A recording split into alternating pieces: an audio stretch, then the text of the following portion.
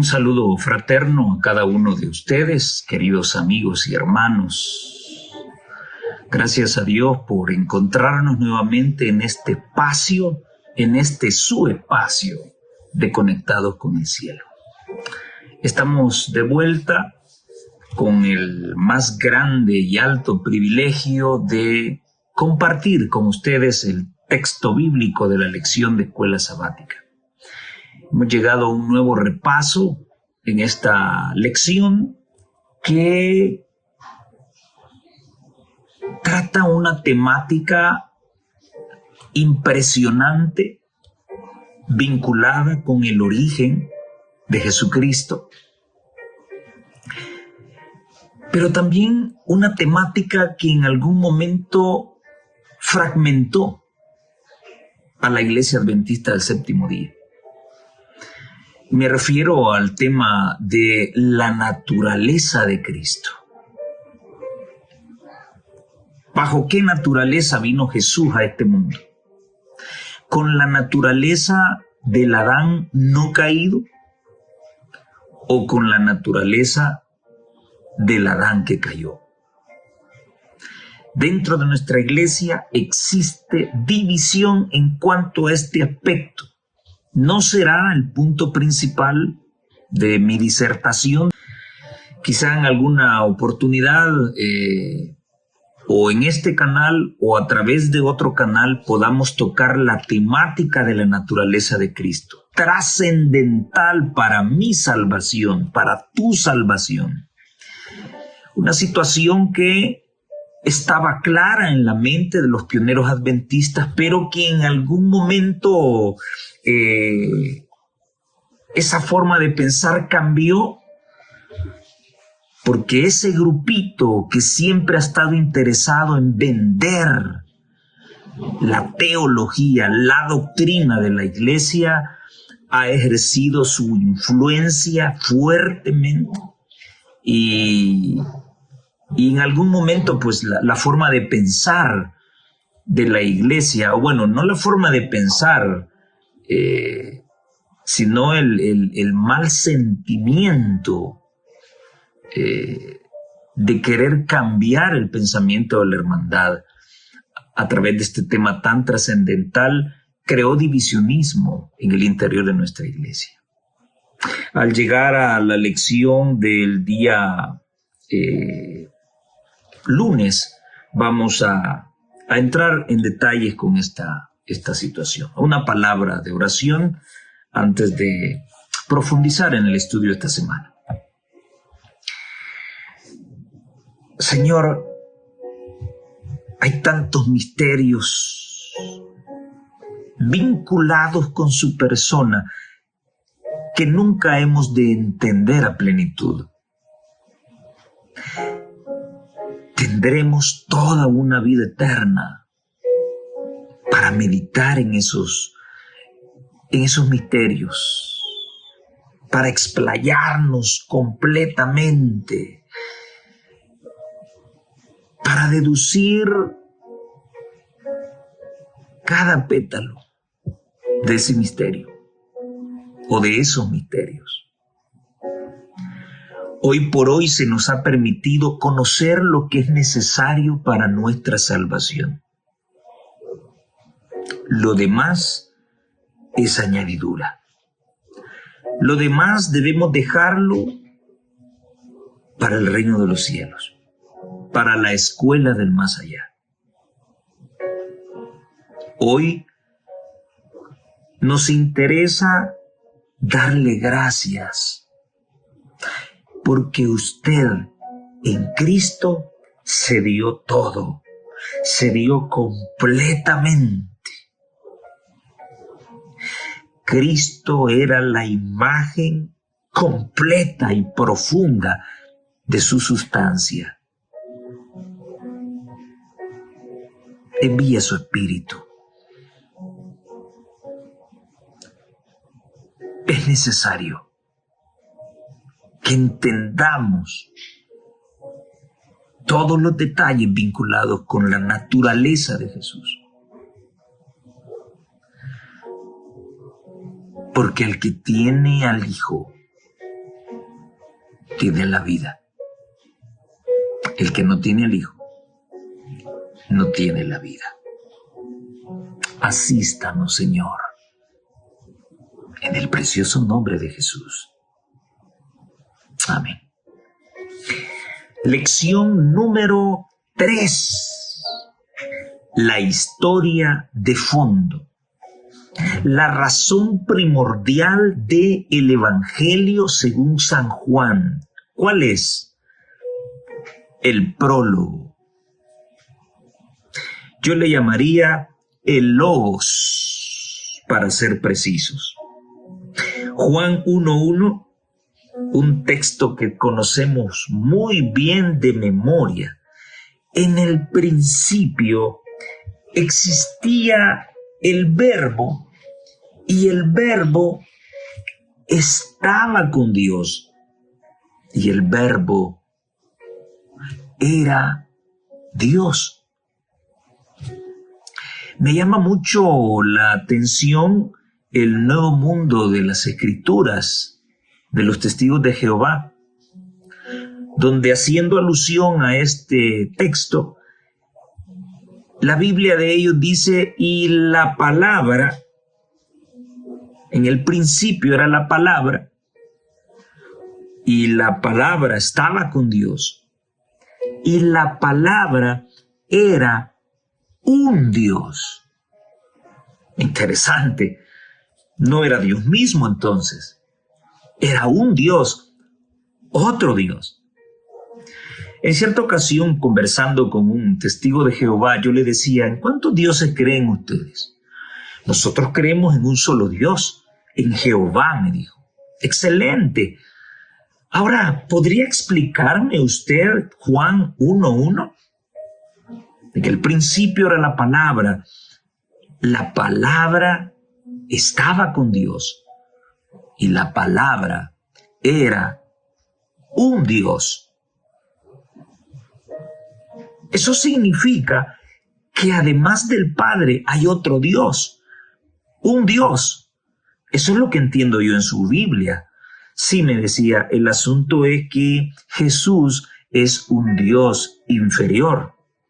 Oh, qué interesante, le dije yo. Entonces parece ser de que usted no es monoteísta, usted es politeísta, porque si me habla de un Dios superior y de un Dios inferior, usted me está hablando de dos dioses, y eso es politeísmo ya. ¿Jesús era Dios o no era Dios? A veces quizás pensamos que estamos seguros en nuestra forma de pensar. Lo hemos escuchado tantas veces, lo hemos leído tantas veces, lo hemos estudiado tantas veces, que creemos que manejamos la temática, pero cuando nos hacen razonar, comenzamos a dudar. De esto se trata este estudio: la preexistencia de Jesús. ¿Ser engendrado significa haber sido creado? Interesante. Al hablar de su preexistencia, dice la sierva de Dios en el libro Exaltar a Jesús, la página 11. Al hablar de su preexistencia, refiriéndose a Cristo, Cristo transporta la mente al pasado de las edades sin fin. Nos ofrece la certeza de que nunca hubo un tiempo cuando Él no estuviera en compañerismo eterno con Dios. Aquel cuya voz escuchan los judíos entonces había estado con Dios como alguien que siempre lo hubiera acompañado. Cristo siempre estuvo con el Padre, siempre. No se habla nada acerca de su creación o su aparecimiento, así como de la creación o el aparecimiento del Padre. Solamente tenemos como testimonio la palabra escrita. ¿De dónde aparecieron estos seres divinos? ¿Quién los hizo? ¿Quién los creó? Y como para muchos eso no tiene respuesta, entonces Dios no existe. ¿Esa es la forma en que debemos pensar? Un texto tan corto, Juan 1:1. ¿Y cuántos misterios están encerrados en él? En él, o sea, en Cristo, dice la sierva de Dios en la página 311 de Maranata, el Señor viene. En Cristo estaba la vida, y la vida era la luz de los hombres.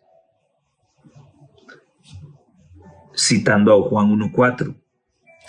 No es la vida física la que se menciona aquí, dice la sierva del Señor, sino la inmortalidad, la vida que es propiedad exclusiva de Dios.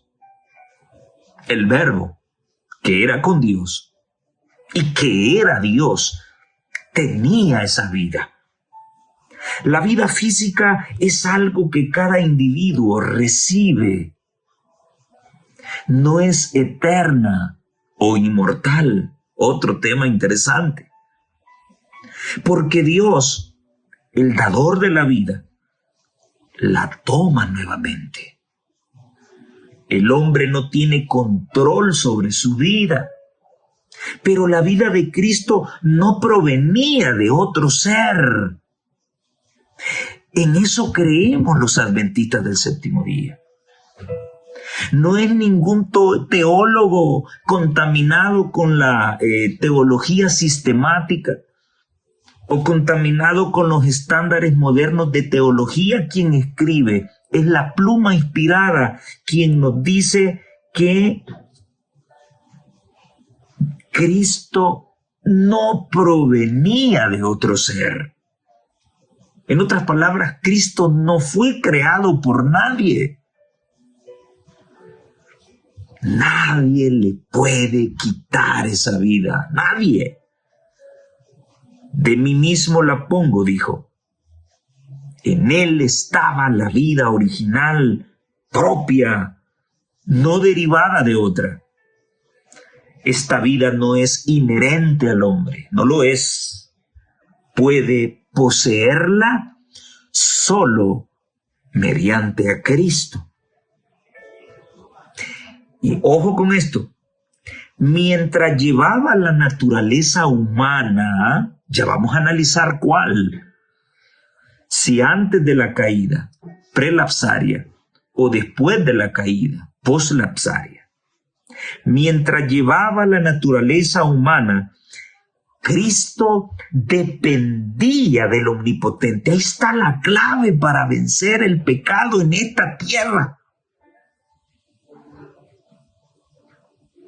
Cristo dependía del Omnipotente para su vida como humano. En su humanidad se aferraba de la divinidad de Dios. Y cada miembro de la familia humana tiene el privilegio de hacer lo mismo. Y voy a adelantarme a algo.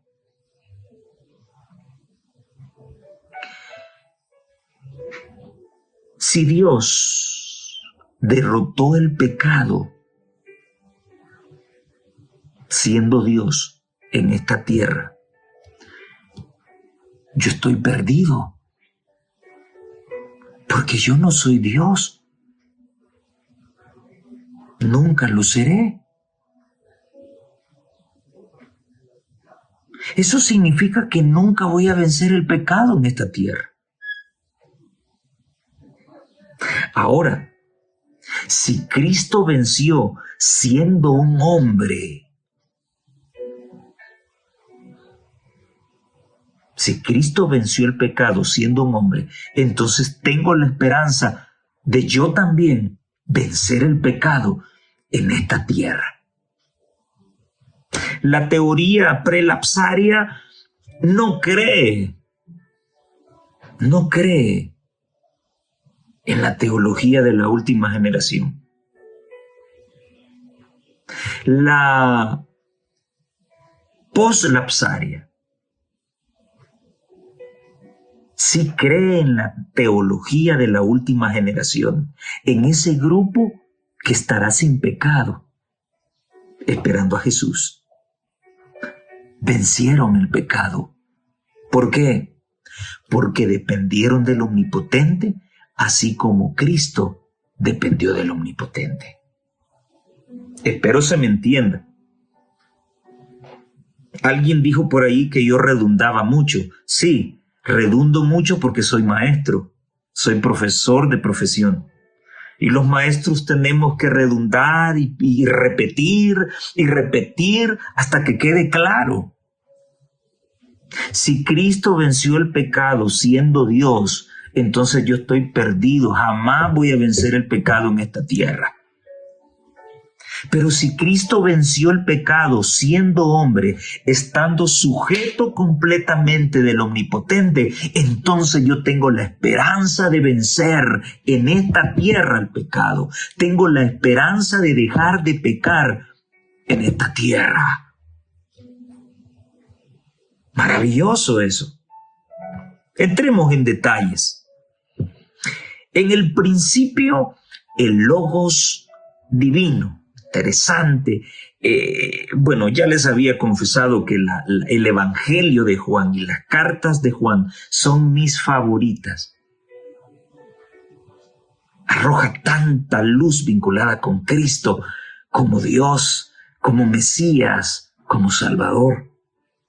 En el principio era el Verbo, y el Verbo era con Dios, y el Verbo era Dios. Y sigue siendo Dios. Este Verbo era en el principio con Dios, estaba con Dios. Todas las cosas que nosotros podemos apreciar hoy, todo lo que ha sido creado, fue creado por Él. No dice que fueron creadas para Él. Eso da la impresión de que fue otro quien las creó. No, el texto dice, todas las cosas fueron creadas por Él. ¿Y qué son todas las cosas? Todas. Y sin Él, nada de lo que ha sido creado existiría.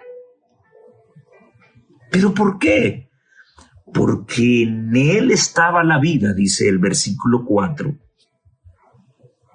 Y la vida, Él era la luz de los hombres. La luz en las tinieblas resplandece y las tinieblas no prevalecieron contra ella. Juan no inicia su evangelio hablando del Jesús humano, del Jesús terreno. Por eso el autor de la lección le puso a esta lección la historia de fondo. Sí, en todo el evangelio se mencionan muchas cosas vinculadas con los otros tres evangelios y aparece ahí un Cristo, un Jesús, desarrollando la misión que el Padre le encomendó. Una misión que en ese concilio de paz en el reino de los cielos, en la eternidad, antes de que todo existiera, ellos tuvieron a bien que si el hombre pecaba, Jesús vendría a esta tierra para redimirlo. Y entonces en la escena, en la pantalla, en la película, vemos a ese Jesús haciendo milagros, a ese Jesús enseñando, a ese Jesús predicando la palabra. Sí, pero el fondo de eso ¿Qué es lo que el autor trata de hacernos bien? El prólogo, el comienzo de todo, la descripción de lo que va a contener o en lo que va a consistir esa hermosa historia o esa película llamada El amor de Dios, el trasfondo principal es el Verbo.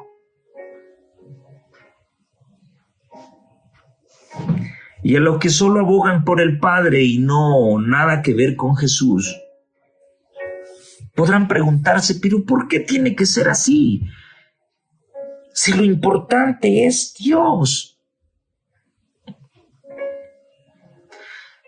Sí, pero en Cristo estaba la gloria del Padre. Sí, pero Cristo era Dios mismo, era uno solo con el Padre. Y por eso su nombre será llamado Dios con nosotros. Él era la representación pura y viva de su Padre. Fue Dios mismo representado en su Hijo, quien vino a morir por la salvación del hombre.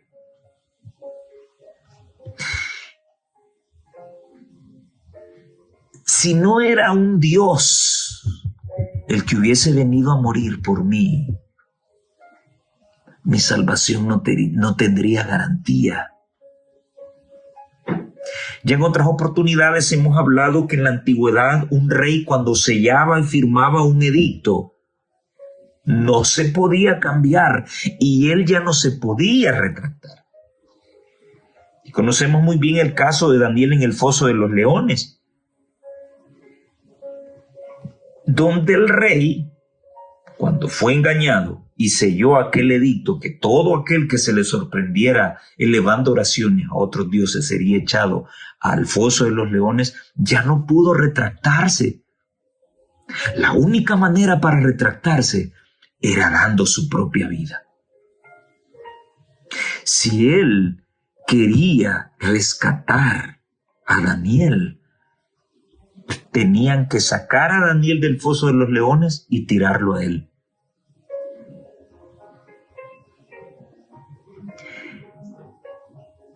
Cuando Dios dijo que la paga del pecado es la muerte, solamente Él podía cambiar esa cláusula y escribir la otra parte. Mas la dádiva de Dios es vida eterna en Cristo Jesús. Esa cláusula, para que se agregara,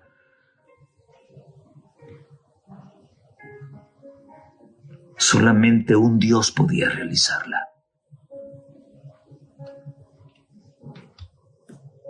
El mismo que la proclamó, el mismo que la escribió, era el mismo que podía cambiarla dando su propia vida por el hombre. ¡Qué maravilloso!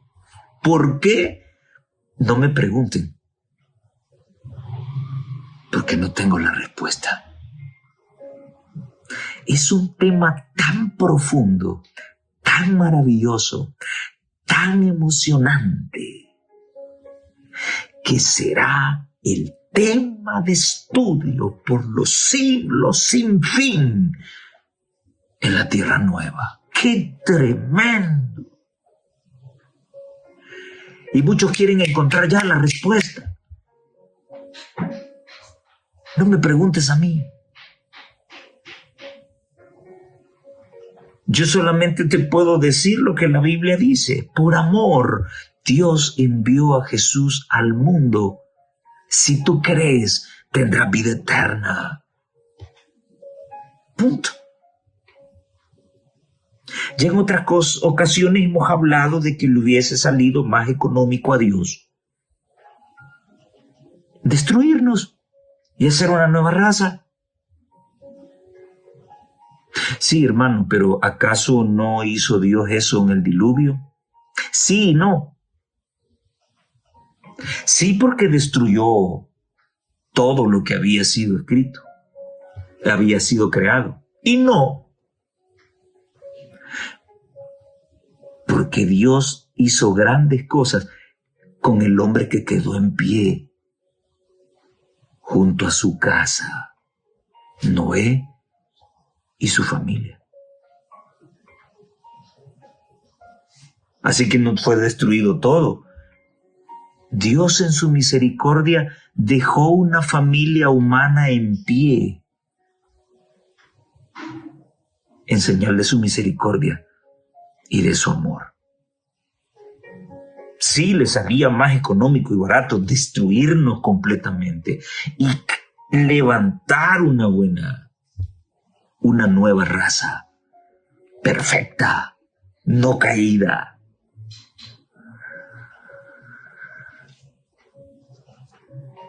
Pero eso sería ser un autómata, ya programado para hacer el bien. Dios dio libertad al hombre para que tomara una elección, para que tomara una decisión. Y esa mala decisión que tomó, Dios quiso corregirla. No lo abandonó a su suerte, la corrigió, enviando a su Hijo en representación de Él para restaurar al hombre. Incomprensible. Incomprensible. Ningún teólogo, ningún sacerdote podrá decirme yo lo comprendo a plenitud. Mentira. Es el misterio de la piedad.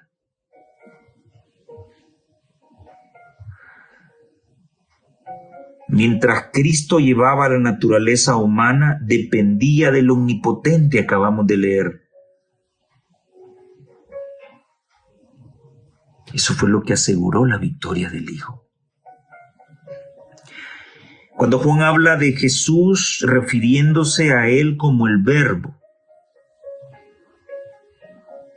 y comienza diciendo en el principio, hace una conexión con el libro de Génesis, que inicia con el mismo término. En el principio no había nada, pero había alguien que sí existía. El Verbo estaba con Dios. El Hijo, Dios el Hijo, estaba en el seno de Dios el Padre. Pero no solo estaba en el seno del Padre, sino que ese Verbo, ese Hijo, era Dios. Pregunta: ¿cómo puede el Verbo estar con Dios y Él mismo ser Dios? Precioso misterio. Si alguien preguntara, pero ahí le dice el Verbo, ¿por qué ustedes lo relacionan con Jesucristo? Me adelanto. Juan capítulo 1, versículo 14. Y aquel Verbo se hizo carne y habitó entre nosotros. ¿A quién pertenece esa historia? ¿A quién pertenece esa terminología? ¿A Cristo? ¿Acaso no fue Él el que vino de las mansiones celestes a morar entre los hombres?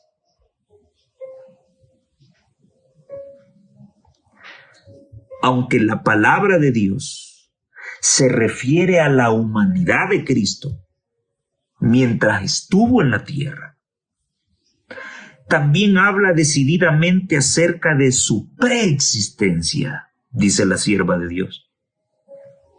La palabra Verbo existía como un ser divino, como el mismo eterno Hijo de Dios, en unión con su Padre y siendo uno con Él.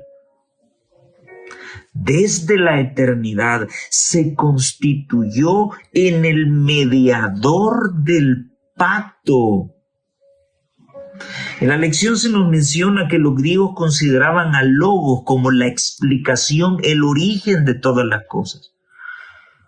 Filosóficamente, así lo expresa el diccionario, pero luego hay otra cláusula que dice que el logos para el cristianismo representa a Jesucristo, el origen de todas las cosas. No es un mono, no es el Big Bang.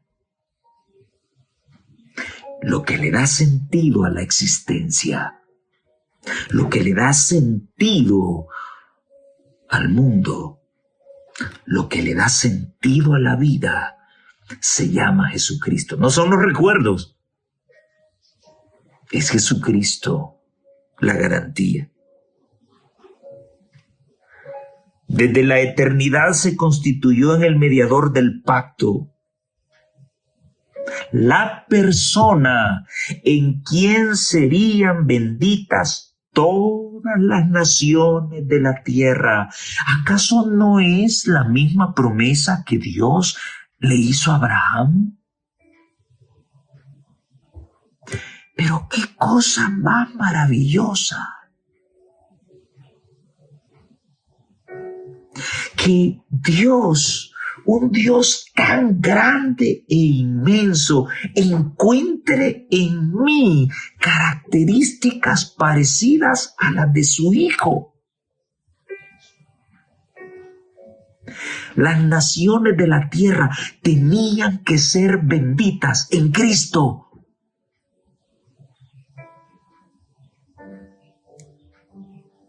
Y ahora Dios le repite lo mismo a Abraham.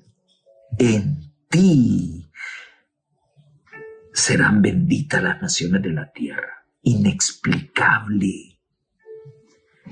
¿Qué de bueno puede haber en mí, hombre mortal, para que Dios encuentre características primordiales vinculadas con la santidad y me las aplique? Le pertenecen a Cristo, pero me las aplica. En ti todas las naciones serán benditas, porque de tu linaje aparecerá mi Hijo. Qué honor más grande para cualquier ser humano. Tanto judíos como gentiles serían benditos en todas las naciones de la tierra, si tan solo aceptaban, dice Elena de White. El verbo era con Dios y el verbo era Dios.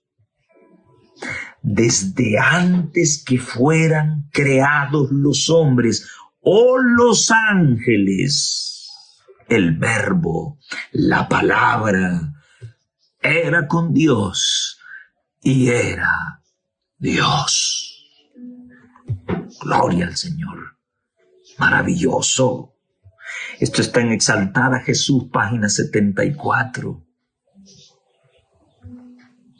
El Señor Jesucristo, el divino Hijo de Dios, existió desde la eternidad como una persona distinta y sin embargo era uno con el Padre. Era la excelsa gloria del cielo.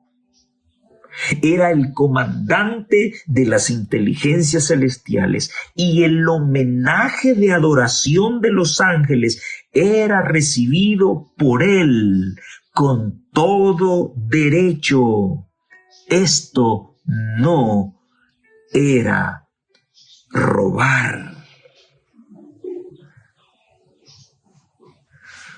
La sierva de Dios menciona a Proverbios 8 del 22 al 27, donde se habla de la sabiduría. Pero esa sabiduría representa a Jesucristo. Jehová me poseía en el principio, ya de antiguo, antes de sus obras. Eternamente tuve el principado Desde el principio, antes de la tierra, antes de los abismos, fui engendrada. En este capítulo quien está hablando es la sabiduría.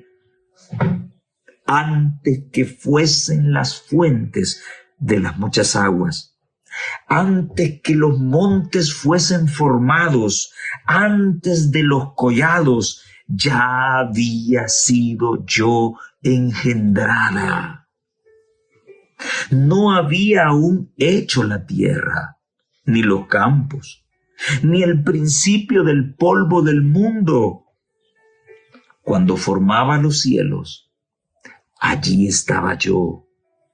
Cuando trazaba el círculo sobre la faz del abismo. Ya en Proverbios se hablaba de la preexistencia de Jesús. Esto lo encontramos en Mensajes Selectos, tomo 1. Antes que naciesen los montes y formases la tierra y el mundo, desde el siglo y hasta el siglo, tú eres Dios, dice Salmo 92.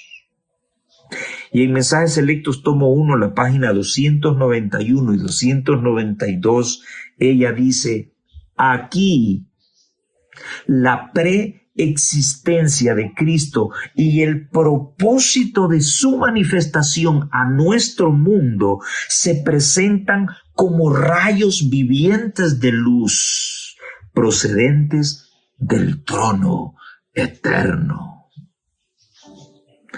Rodéate ahora de muros, hija de guerreros. Nos han sitiado. Con vara herirá en la mejilla al juez de Israel, pero tú, Belén Efrata, pequeña para estar entre las familias de Judá, de ti me saldrá el que será Señor en Israel. Y sus salidas son desde el principio, desde los días de la eternidad. Cita ella Miqueas 5, 1 y 2. En el principio, signo de inmortalidad, signo de eternidad. A Cristo no lo creó nadie.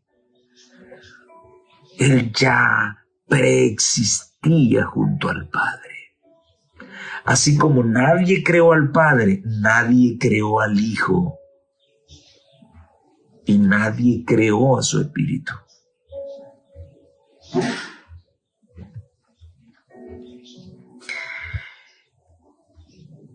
El versículo 14 del capítulo 1 de Juan nos revela que la palabra, el verbo, se hizo carne y habitó con nosotros. ¿No le suena esto a lo que ocurrió en Éxodo 25:8? Donde el Señor dice: háganme un santuario para que habite yo en medio de mi pueblo, en medio, señal de intimidad.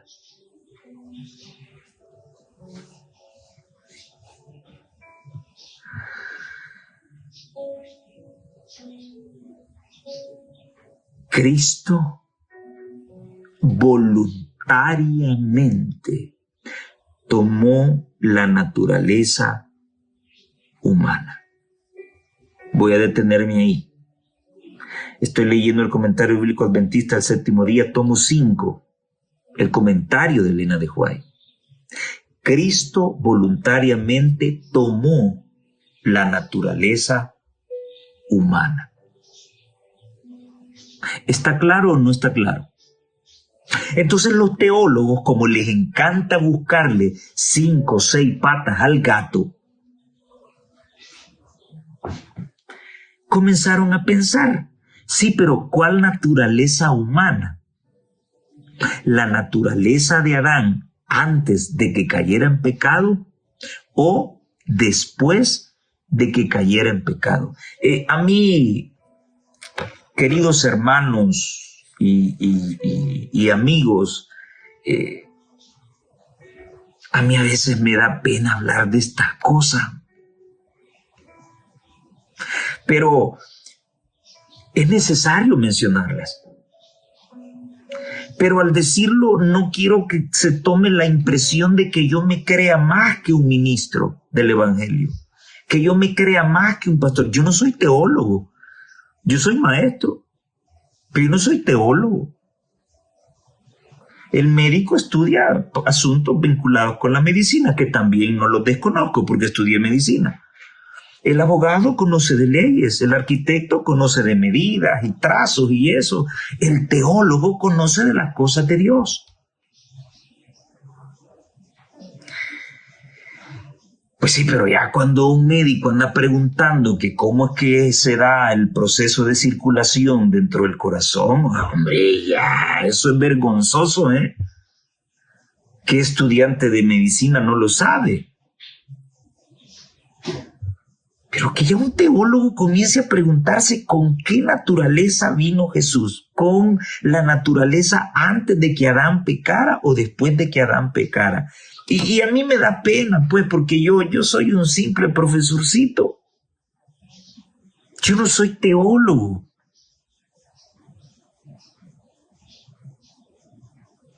Y al decir esto, lo que quiero decir es que la Escritura puede comprenderla cualquiera. Ya nuestros teólogos ya han comenzado a dar a demostrar que sin la influencia de ellos no entendemos la Biblia. Eso me suena católico, ¿eh? Y que, por cierto, este tema de la naturaleza de Cristo es un terreno fértil para que los que hicieron la lección hayan tomado un libro evangélico y nos metan la teología de ellos. Por eso es que me llama la atención por qué las cartillas que están sacando hoy ya no traen la bibliografía, que expresa todos los libros que se consultaron para poder hacer el texto de la lección. Y yo era uno de los que puntualizaba y me unía a la voz de mucha gente que se sacaba mucho material de otras denominaciones y aún de literatura jesuita para hacer nuestras cartillas. La pregunta es, y esta pregunta yo se la hago a la dirigencia, te la hago a ti, pastor. ¿Cuándo un movimiento religioso, cuando un pastor de esos prominentes de las iglesias evangélicas ha citado a Elena de White en alguno de sus sermones? Cuando estos tipos que escriben tanto, estos televangelistas, toda esta gente que saca libros y escribe libros, ¿cuándo en sus escritos han citado un libro de la sierva de Dios? ¿Cuándo los católicos han citado en sus libros un libro de la sierva de Dios, de Elena de White? ¿Cuándo los jesuitas en su literatura han citado a Elena de White? Entonces, explíquenme, por favor, ¿qué estamos haciendo nosotros tomando literatura de esta gente para meterla estratégicamente en un libro que sirve para instruir a la iglesia? Y de esa manera cambiar la forma de pensar de la iglesia. Discúlpenme, pero esa es una cochinada. Esa es la más grande sinvergüenzada que yo he podido identificar. Todo libro, todo documento trae su bibliografía, pero que ya le hayan quitado la bibliografía a nuestras cartillas es porque algo se está escondiendo. Así que vuelvo a repetir, no todo lo que viene con nombre de adventista, trágueselo. No. Dele una probadita primero. Porque hoy nos están metiendo un montón de cosas que se alejan de lo que los pioneros habían establecido. Hoy se nos quiere hacer creer que los pioneros estaban equivocados porque en aquellos tiempos no se habían instaurado los principios básicos de la teología. nada. Pues precisamente por eso fue un mensaje maravilloso y puro, porque no se contaminó con teólogos. Bastaba el Espíritu de Dios que impresionara el corazón y el intelecto para comprender la verdad. Ahora, razonemos. ¿Con qué naturaleza vino Jesús? ¿Con la naturaleza de Adán antes de caer o después de caer? Muy bien. Un análisis sencillo, que va a ser un profesorcito, no un teólogo. Yo no soy teólogo. ¿Pero a qué vino Jesús a esta tierra? ¿Acaso no vino a salvar lo que se había perdido? ¿A salvarlo de qué? Del pecado. Ahora te pregunto a ti, teólogo prelapsariano. Y antes de la caída de Adán, ¿la caída en qué? La caída en pecado. Ok, antes de que Adán cayera en pecado, ¿existía pecado en él? Si después de que Jesús creó a Adán y a Eva, se mueren dentro de un par de horas, se salvan. Y ya si estoy mencionando la muerte porque habitó pecado. Pero ellos no tenían pecado cuando fueron creados por Dios. ¿Cómo Jesús iba a venir con la naturaleza de ellos que no tenían pecado? En cambio, el Adán, después de la caída, sí tenía pecado. A ese Adán vino a salvar Cristo, para restaurarlo a su imagen original. Solo ese análisis ya me da una idea con qué naturaleza vino Jesús. Pero esto es un tema interesante porque nuestra iglesia se dividió en su forma de pensar. Y hubo un libro que le hizo mucho daño a la iglesia, y es este libro, Preguntas sobre Doctrina. ¿Cómo pensaban los pioneros sobre la naturaleza con la que vino Cristo? ¿Cristo vino con una naturaleza santa o con una naturaleza caída? Miren lo que dice la mensajera del Señor en Spiritual Gift, la página 25. Escrito en 1858. Jesús también les dijo que ellos debían tener una parte para actuar, estar con Él y en diferentes momentos fortalecerlo, que tomaría la naturaleza caída del hombre y su fuerza ni siquiera sería igual a la de ellos, y deberían ser testigos de su humillación y grandes sufrimientos. Tengo otra cita hablando acerca de la tentación de Cristo, Review and Herald, 28 de julio de 1874, el párrafo 1.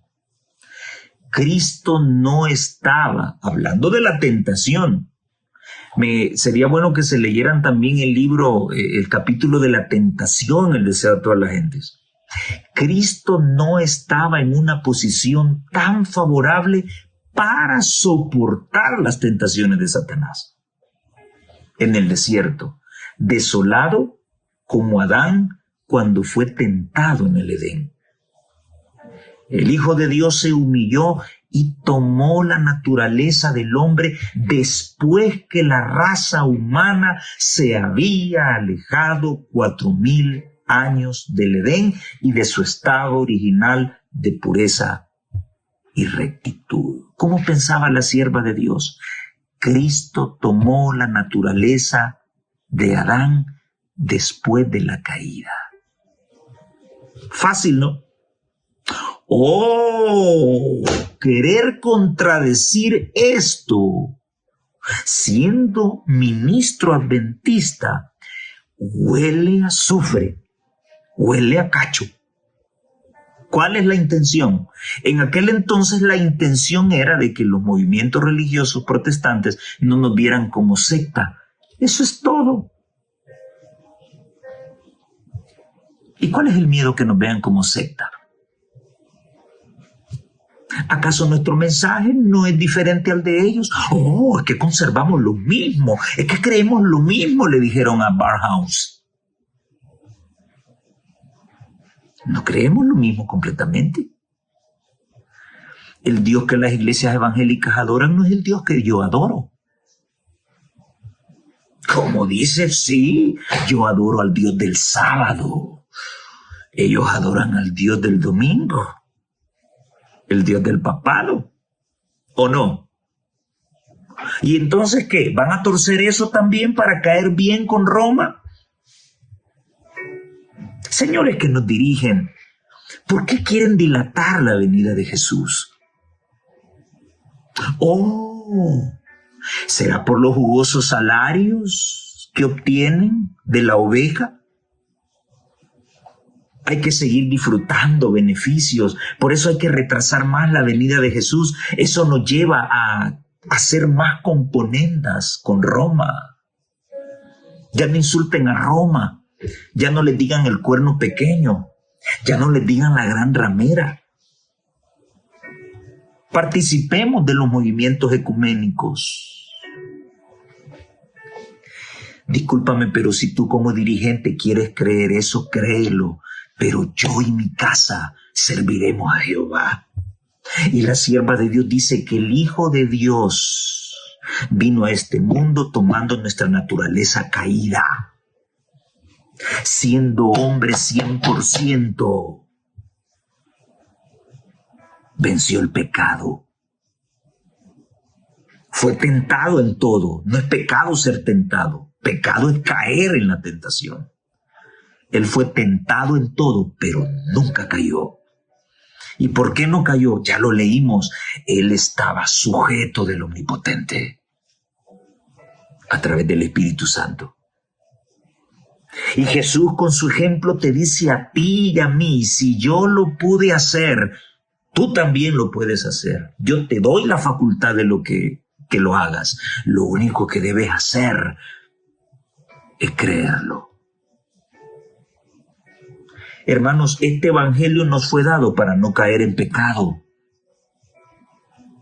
¿Por qué seguimos pecando entonces? Porque no hemos entendido a plenitud la santidad de Dios. Tremendo eso, tremendo. Cristo, ahora sí leo lo que dice la sierva de Dios, la cita que inicié al principio, con la que inicié.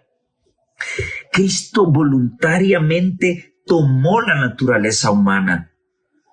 Fue un acto suyo y por su propio consentimiento. Revistió su divinidad con humanidad. Él había sido siempre como Dios, pero no apareció como Dios. Veló las manifestaciones de la deidad que habían producido el homenaje y originado la admiración del universo de Dios.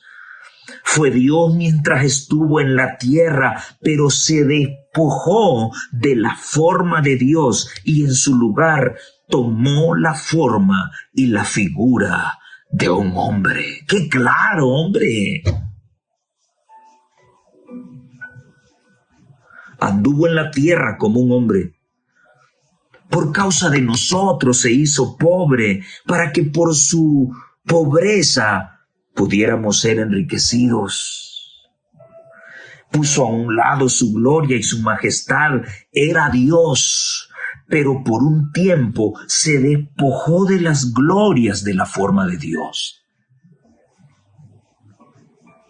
Aunque anduvo como pobre entre los hombres, repartiendo sus bendiciones por donde quiera que iba, a su orden legiones de ángeles habrían rodeado a su Redentor y le hubieran rendido homenaje. Pero anduvo en la tierra sin ser reconocido, sin ser confesado por sus criaturas, salvo pocas excepciones. Esto mencionaba que está en el Comentario Bíblico Adventista, el tomo 5, el comentario de Elena de White. Eso creía ella y eso creo yo. que el presidente fulano de tal, que el secretario de campo no cree lo mismo, eso a mí no me interesa. Si ella lo tenía claro, yo también lo tengo claro y tú también debes tenerlo claro. Él sabía lo que significaba tener hambre, sed y cansancio. Fue sustentado por el alimento y refrigerado por el sueño. Fue un extranjero y advenedizo sobre la tierra, en el mundo, pero no del mundo. Tentado y probado como lo son los hombres de la actualidad, vivió, sin embargo, una vida libre de pecado.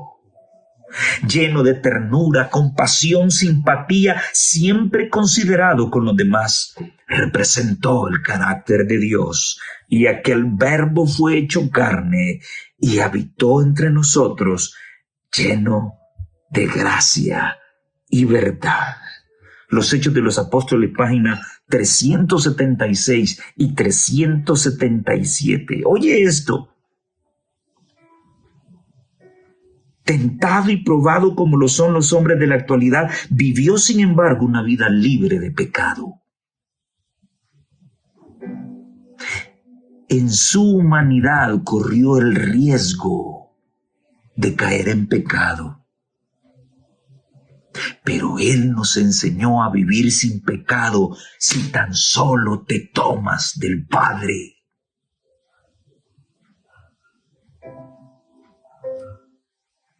Andar diciendo que en esta tierra no se puede vencer el pecado, eso significa que no estás dispuesto a dejar el pecado. Estás tan sabroso que quieres seguir pecando y así quieres inculcárselo a los demás y que lo crean así, cuando el evangelio fue hecho para no caer. ¿Y por qué caemos? Porque no lo hemos entendido. No hemos entendido la santidad de Dios. No hemos entendido la santidad de este evangelio. El pastor M.L. Anderson, en su libro acerca del santuario, menciona que uno de los mensajes del santuario era nunca caer en pecado. Cristo me enseñó a vencer. Y como Él venció, yo puedo vencer. ¿Cuándo? ¿Hasta que Él venga? No, antes. Antes. Así lo creían los pioneros. Y así lo menciona la Escritura. La pregunta es, ¿a quién le vas a creer? No me creas a mí. Yo solo te estoy leyendo. ¿A quién le vas a creer? Sí, estás en la iglesia, sí, pero estás perdido en la iglesia. Porque estás viendo la filosofía de los hombres, no la filosofía de Dios. Recuerda que Israel se metió en problemas porque dejó de confiar en su profeta, en sus profetas. Y el mismo error estamos cometiendo hoy en día. ¿En quién vas a creer? Bueno, esa será tu decisión. Ahora bien, tal sumo sacerdote nos convenía, dice el libro de Hebreos. Sí, alguien que supo qué era la tentación, pero alguien que también supo cómo vencer la tentación. Tal sumo sacerdote me convenía. No sé si hay algún amigo católico escuchándome, pero ¿te convendría a ti un cura homosexual y pederasta? ¿Acaso no son pecados esas dos cosas? ¿Te conviene un sacerdote así? ¿O te conviene este, tentado en todo, pero nunca cayó? ¿Por qué nunca cayó? ¿Porque era Dios? No, era un hombre. Era 100% Dios y 100% hombre, sí, pero nunca utilizó su poder como Dios para vencer el pecado. Porque si Él lo hace, ¿qué esperanza habría en mí si no soy Dios? Pero no, Él me enseñó a vencer. Porque Él, siendo 100% hombre, dejó su divinidad a un lado para vencer el mal. ¿Y cómo lo venció entonces? ¿Por su fortaleza humana? No, por la unión entre lo humano y lo divino. Así que su parte humana la comparte conmigo, su parte de Dios no, porque yo jamás seré Dios. Él comparte conmigo su humanidad y en su parte humana, Él se tomó de la divinidad de su Padre para poder vencer. Mira qué interesante. No se tomó de sus de su potestad de Dios, no se tomó de eso, se tomó de la potestad de Dios de su Padre, lo tomó a Él para fortalecer su humanidad. No sé si me entiendes. Perdona que repita tanto, pero necesito que lo tengas claro. Cristo venció al pecado en su humanidad tomado del Padre. No derrotó el pecado en su deidad. Sí seguía siendo Dios. Bueno, la cita que te leí de la sierva de Dios sigue siendo clara y qué linda está esa cita, la del comentario bíblico adventista. Sí, Él seguía siendo Dios, sí, pero no se tomó de eso para vencer el pecado. Él se tomó de su Padre. Mira hasta dónde llega la humildad de Jesús, que no confió en su poder como Dios, confió en el poder de su Padre. Hasta esos extremos de humildad llegó Cristo. ¿Por qué yo he de querer vencer el pecado con mis propios méritos? Nunca lo voy a lograr.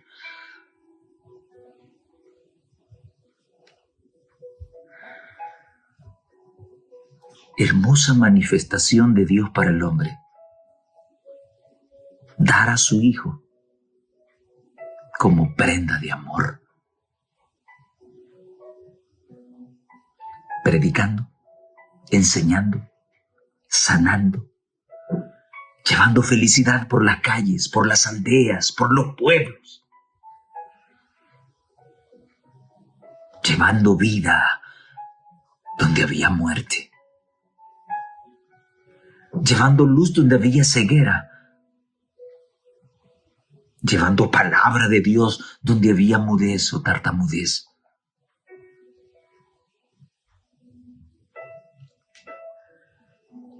¿Valdría la pena escuchar a ese hombre Dios? ¿Valdría la pena escuchar a ese nazareno? Con mucha razón los discípulos dijeron: Señor, ¿y a dónde vamos a ir? Si solo tú tienes palabras de vida.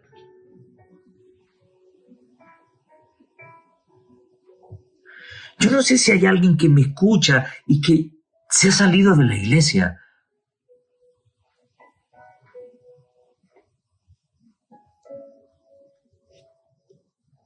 ¿Ha encontrado la felicidad? ¿Eres feliz realmente lejos de Dios? Yo te aseguro que no, aunque me digas que sí. Yo te aseguro. Porque solo Él tiene palabras de vida. No el licor, no la droga, no la prostitución, no las mujeres, no el dinero, no el lujo, la ostentación, el orgullo. Eso no tiene palabras de vida.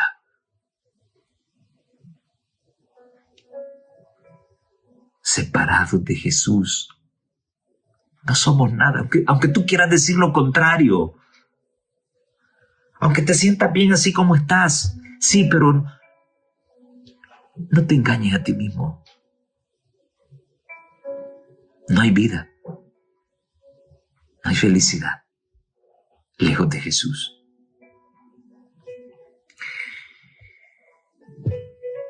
Pero qué triste lo que vamos a leer hoy.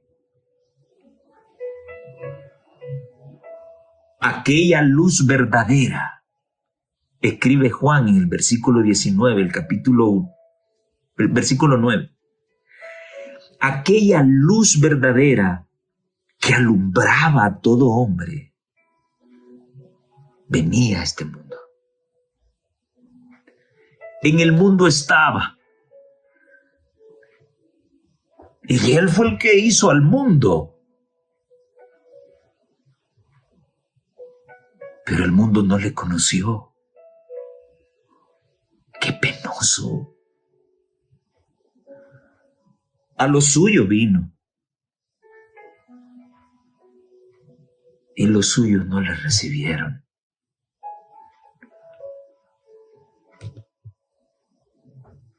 Pero todos aquellos que le recibieron, que son aquellos que creen en su nombre, les dio potestad de ser hijos de Dios, los cuales no son engendrados en sangre, ni de voluntad de carne, ni de voluntad de varón, sino de Dios. ¡Qué lindo! A pesar de que Jesús anduvo haciendo tantos bienes, su pueblo no lo recibió. ¿Y el pueblo por qué no lo recibió? Porque estaban viendo a sus líderes.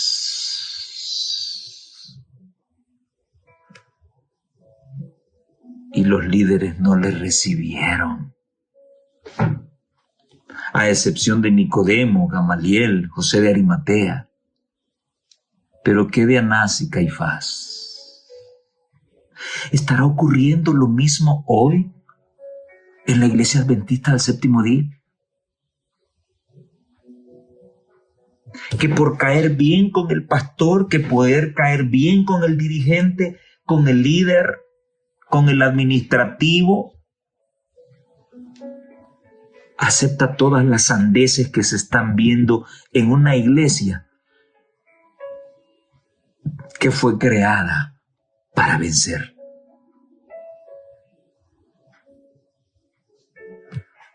Perdónenme, pero en este momento no son laicos los que están hablando herejías. Son pastores corrompidos. Y hago la aclaración porque no todo es corrompido.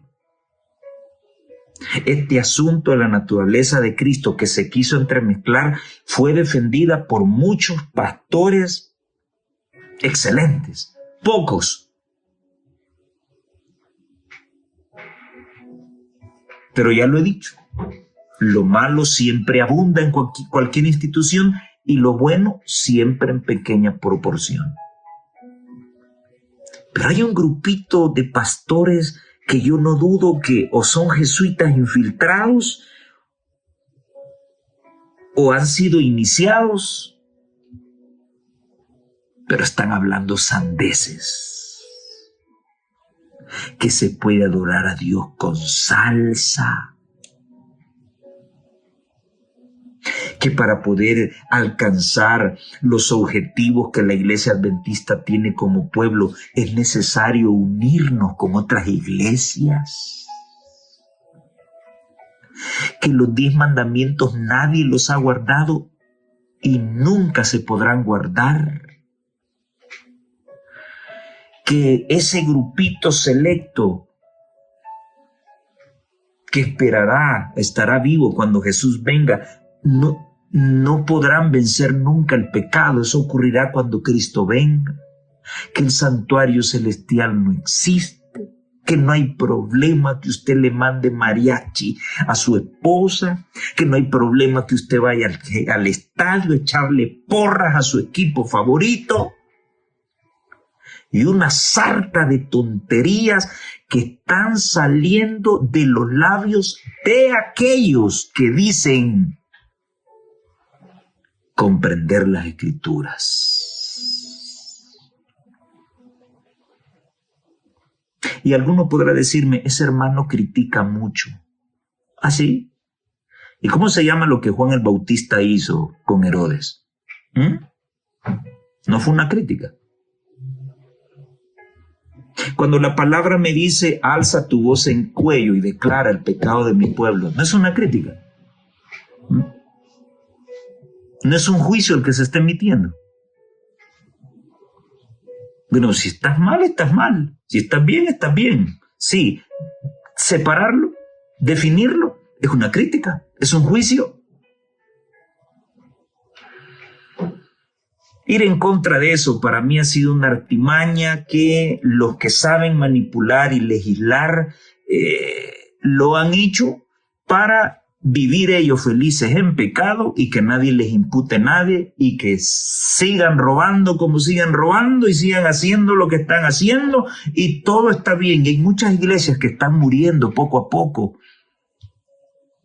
Hay tantas iglesias adventistas solas.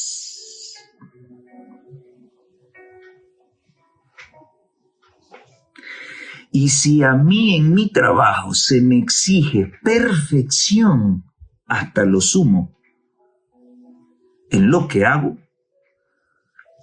también el pastor de distrito debe hacer con perfección su trabajo.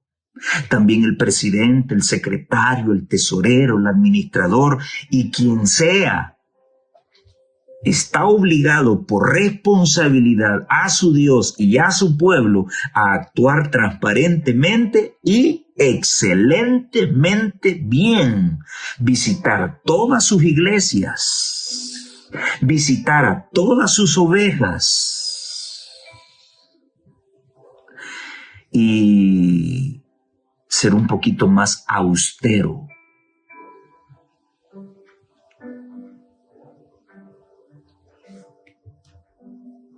Quienes odiaron a Jesús fueron los dirigentes. Y los dirigentes fueron quienes le enseñaron al pueblo a emprenderla en contra del Hijo de Dios. Por eso te pregunto a ti, ¿vale la pena? ¿Vale la pena escuchar a Jesús o no? Otra vez, pues, Jesús les habló diciendo, yo soy la luz del mundo. El que me sigue no andará en tinieblas, mas tendrá la luz de la vida. Cuando pronunció estas palabras, dice la sierva de Dios, Jesús estaba en el atrio del templo, especialmente relacionado con los ejercicios de la fiesta de las cabañas. En el centro de ese patio se levantaban dos majestuosas columnas que soportaban portalámparas de gran tamaño. Después del sacrificio de la tarde, las 3, se encendían todas las lámparas que arrojaban su luz sobre Jerusalén. Esta ceremonia estaba destinada a conmemorar la columna de luz que guiaba a Israel en el desierto y también señalar la venida del Mesías. Por la noche, cuando las lámparas estaban encendidas, el atrio era teatro de gran regocijo. Los hombres canosos, los sacerdotes del templo y los dirigentes del pueblo se unían en danzas festivas al sonido de la música instrumental y el canto de los levitas. Por la iluminación de Jerusalén, el pueblo expresaba su esperanza en la venida del Mesías para derramar su luz sobre Israel. Pero para Jesús la escena tenía un significado más amplio. Como las lámparas radiantes del templo alumbraban cuanto las rodeaba, así Cristo, la fuente de luz espiritual, ilumina las tinieblas del mundo. Sin embargo, el símbolo era imperfecto. Aquella gran luz que su propia mano había puesto en los cielos era una representación más verdadera de la gloria de su misión. Deseo a toda la gente, página 428. Y Mensajes Selectos, tomo 1, página 429, dice: sin la gracia de Cristo, el pecador está en una condición desvalida. No puede hacer nada por sí, pero mediante la gracia divina se imparte al hombre poder sobrenatural que obra en la mente, el corazón y el carácter. La gracia de Cristo te imparte poder sobrenatural que influirá tu mente, tu corazón y todo tu carácter. Ahora preguntémonos, ¿qué hemos hecho con esa gracia divina? ¿La hemos aprovechado o nos hemos aprovechado de ella? ¿La hemos explotado? ¿La hemos malgastado?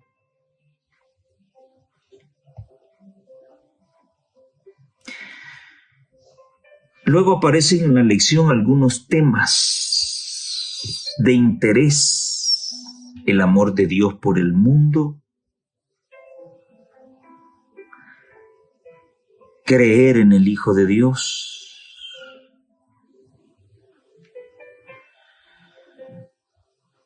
y ser luces, así como Él fue luz. Hay una historia que me impacta y está en Juan 9, del 35 al 41. Aquel ciego, aquel joven ciego,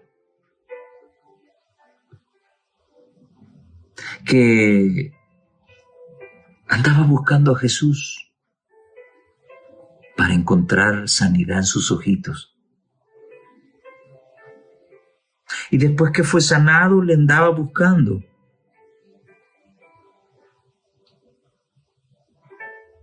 Cuando vieron de que era un milagro que Cristo había hecho, el Sanedrín lo mandó a traer.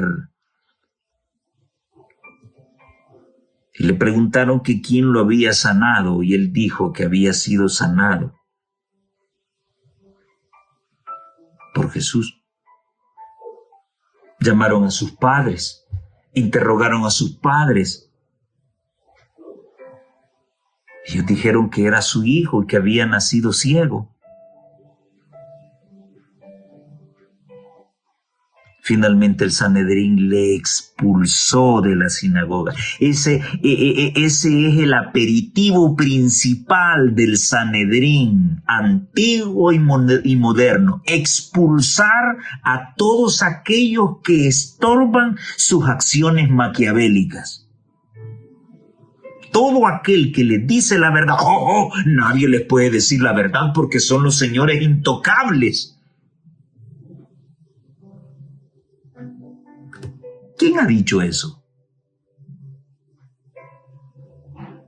Con respeto, yo puedo decirle un par de verdades a un pastor si está haciendo cosas malas. ¿Voy a dejar que se siga equivocando? No. Voy a ir a él y decirle: pastor, lo que está haciendo no está bien. Así como cualquiera puede venir a mí y decirme: hermano, lo que está haciendo no está bien. Claro, con palabra de Dios en mano y espíritu de profecía. Pero esa cuestión de que, yo soy un fulano, eso existe en el clero católico. Yo estoy en la iglesia adventista, no en la iglesia católica.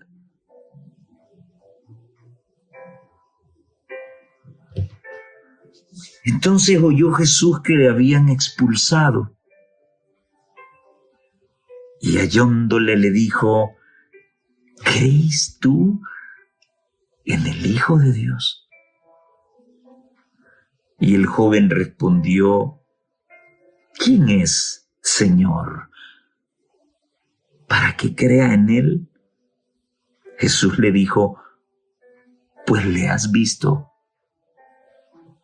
y el que habla contigo, él es. Y entonces dijo: creo, Señor. Y le adoró.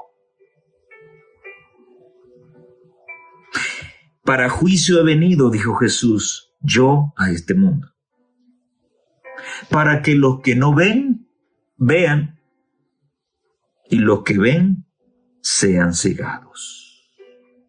Entonces algunos de los fariseos que estaban con él al oír esto le dijeron: ¿acaso nosotros somos ciegos?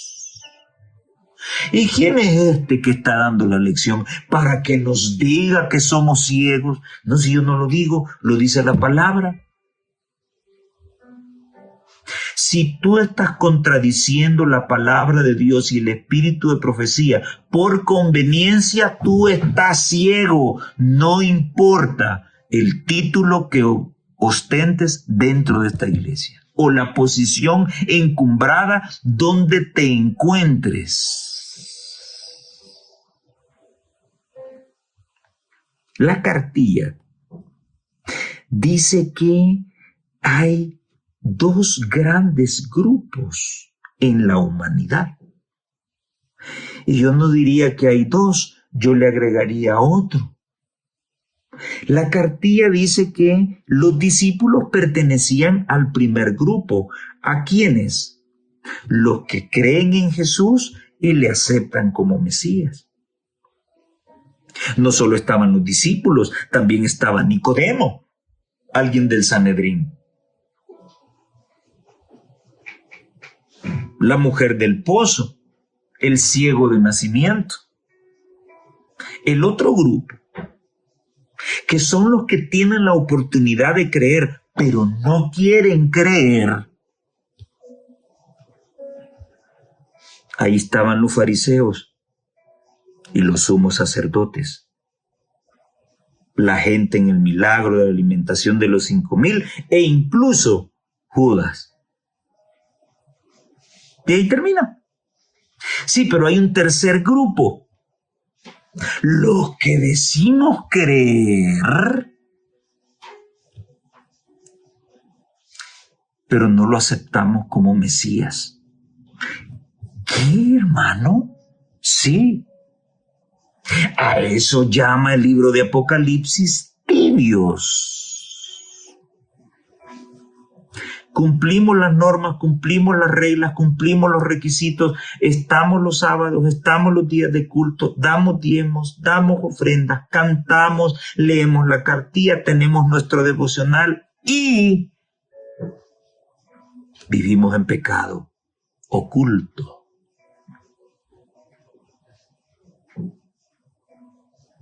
Creemos, pero no cumplimos. A la larga, no creemos. Por eso es que vamos a ser vomitados de la boca del Señor. Porque no estamos preparados para darle gloria a nuestro Dios. ¿Cómo se alaba a Dios en el reino de los cielos? Te pregunto a ti, ministro del Evangelio, que tienes la facultad de legislar, poner leyes y cambiar leyes. ¿En el cielo se va a adorar a Dios con salsa? ¿Con merengue? ¿Con reggaetón? Así como lo hacen los movimientos evangélicos. ¿A dónde quieren conducirnos, por Dios? Díganme. Llámenme, búsquenme, hablemos, platiquemos, explíquenme a dónde quieren llevarnos. Si no es nuestra teología, ¿por qué lo están permitiendo? ¿Por qué engañan a la gente? ¿Se deben a este evangelio o no se deben a él? ¿Quién tiene la razón, ustedes o los pioneros? Yo lo tengo claro. Yo lo tengo claro. Los pioneros tenían la razón y la siguen teniendo. Aún en contra de lo que pueda decir la teología sistemática o los nuevos conceptos de teología moderna. Los pioneros siguen teniendo la razón. Yo no necesito un teólogo para ir al reino de los cielos. Yo necesito a Jesucristo, porque en Él está la vida y Él es la vida de los hombres.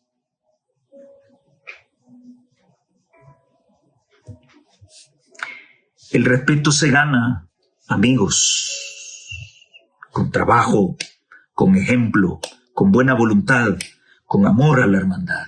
El respeto se gana. El respeto se gana. Y Cristo lo tenía bien ganado, porque se dio con su gente. Ese es el estilo de liderato, el liderazgo de Jesús.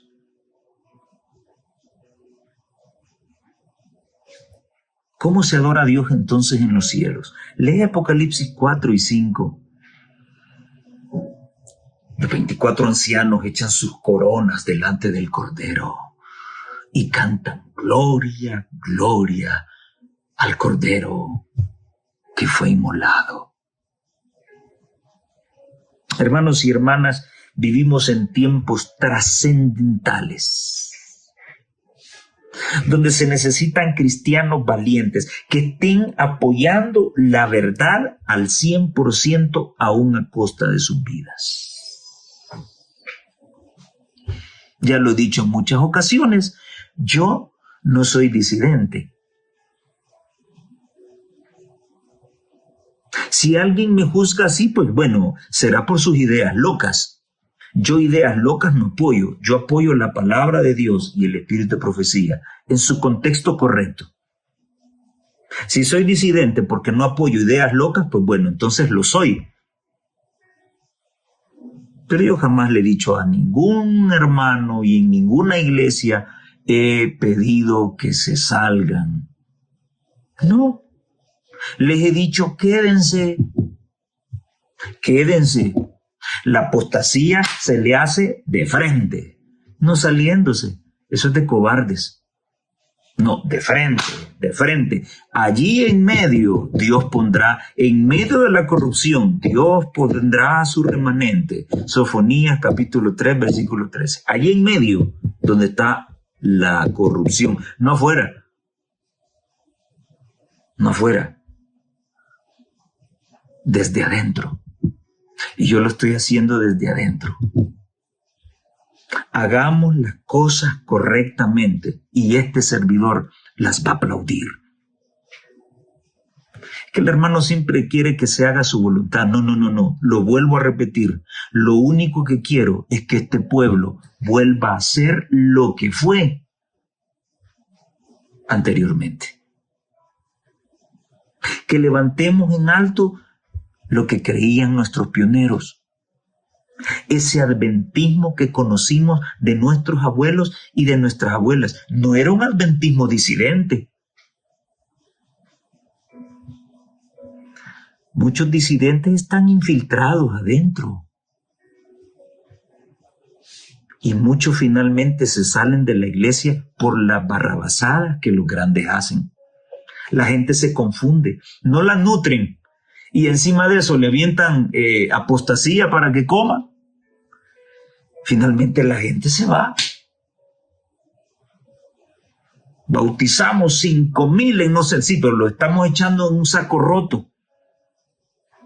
Yo no vivo de eso y lo sé. Los que dirigen no lo saben.